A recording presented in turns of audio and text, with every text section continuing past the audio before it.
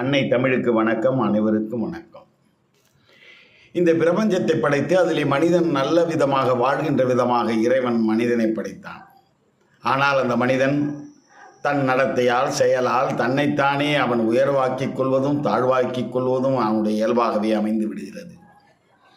விந்தையும் ஜாலமும் உன்னிடத்திருக்குது வினை ஒன்றும் அறிகிலேனே, வேதமும் சாஸ்திரமும் உன்னையே புகழுது வேடிக்கை இதுவல்லவோ என்று தில்லை நடராஜரை கேட்கிறார் ராமலிங்க வள்ளலார்.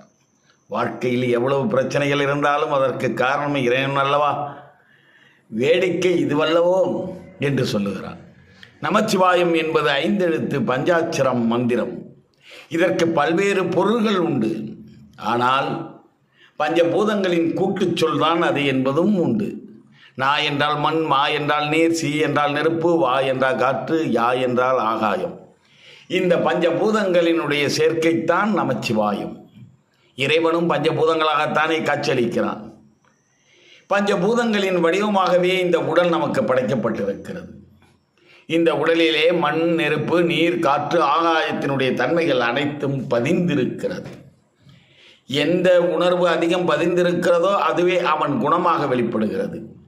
மண்ணினுடைய சாயல் அதிகமாக இந்த உடலிலே இருக்குமானால் அவன் சாந்தம் உள்ளவனாக, பொறுமை உள்ளவனாக வாழ்கிறான். நெருப்பினுடைய தன்மை உள்ளவனாக இருந்தால் அவன் கோபம் மிகுந்தவனாக இருக்கிறான். நீரினுடைய தன்மை மிகுந்திருந்தால் அவன் இரக்கம் உள்ளவனாக, அன்பு உள்ளவனாக இருக்கிறான். காற்றினுடைய தன்மை அவன் உடலிலே அதிகமாக இருந்தால் அவன் அங்குங்கெனாதபடி எங்குமே விளங்கக்கூடியவனாக இருக்கிறான். ஆகாயம் போன்ற பரந்துபட்ட உள்ளமுடையவனாக இருக்கிறான். எந்த பூதங்களின் உணர்வு அதிகம் இருக்கிறதோ அதுவே அவனுடைய குணமாக நிர்ணயிக்கப்படுகிறது. அவனன்றி ஓரளவும் அசையாது அவன் அருளால் அவன்தால் வணங்கி என்றாலும் கூட நாம் போடுகின்ற கணக்கை மாற்றி மாற்றி போட்டு நமக்கே சிந்தனையை தூண்டுகின்ற விதமாக நமக்கே துன்பங்களை தந்து கொண்டிருக்கிறான் இறைவன்.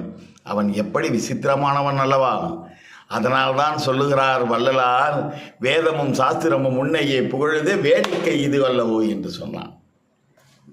தன் நடத்தையால், சொல்லால், செயலால், பண்பால் இன்பமாக வாழ வேண்டும் என்றே முயற்சி செய்கிறான். ஆனால் இறைவன் மனிதனுக்கு எல்லா விதமான செயல் சுதந்திரம் தந்தாலும் கூட மனிதனுடைய வாழ்வில் நடைபெறுகின்ற 5 முக்கியமான பிரச்சனையை அவனே கையில் எடுத்துக்கொள்கிறான்.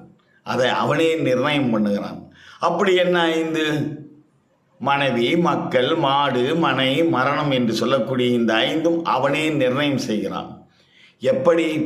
அவரவர்களுடைய செயல் நடத்தையின் வினையின்படி செய்யப்படுகிறது, தீர்மானிக்கப்படுகிறது.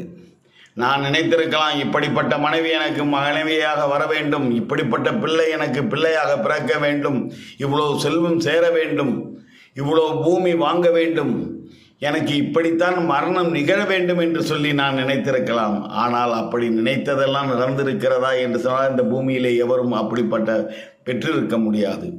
காரணம், அவனன்றி ஓர் அணுவும் அசையாது என்பது போல, அவன் அருளால் அவன்தால் வணங்கி என்பது போல நம்முடைய செயலுக்கேற்றவாறு அந்த செயல்களை மாற்றி போடுகிறான். மாற்றி போட்டு இறைவன் அங்கேதான் கால் படிக்கிறான், அங்கேதான் கால் ஊன்றுகின்றான். மனிதன் தான் நினைத்ததெல்லாம் நடக்காத பொழுது, நடக்காததெல்லாம் நினைக்கின்ற பொழுது இறைவன் அங்கே சிரித்து விளையாடுகிறான். அதிலே இவனுடைய 5 செயலாக சொல்லக்கூடியது தான் அந்த மனைவி, மக்கள், மாடு, மனை, மரணம் என்பது. இவை யாரும் தீர்மானிக்க முடியாது. எவ்வளவு செல்வ செழிப்பாக இருந்தாலும் கூட ஒரு இடம் வாங்குவது என்பது அவன் தீர்மானிக்கப்பட வேண்டியது. இப்படிப்பட்ட மனைவியை தான் திருமணம் செய்து கொள்ள வேண்டும் என்பது நாம் முடிவு செய்தாலும் அது தீர்மானம் செய்வது இறைவன் அல்லவா. எனவே அவன் நம்மை ஆட்டி படைக்கின்ற சூத்திரதாரியாக இருந்து நம்முடைய செயல்களை அவன் கண்டு நமக்கு தகுந்த பலனை கொடுக்கிறான். நீ அளக்கிற அளவின்படியே உனக்கு அளக்கப்படும் என்பது போல யான் பெற்ற இன்பம் பெருகை வையகம் என்ற உயர்ந்த சிந்தனையோடு நாம் வாழ்ந்து நம் வாழ்க்கையை செம்மைப்படுத்திக் கொள்வோம். நன்றி, வணக்கம்.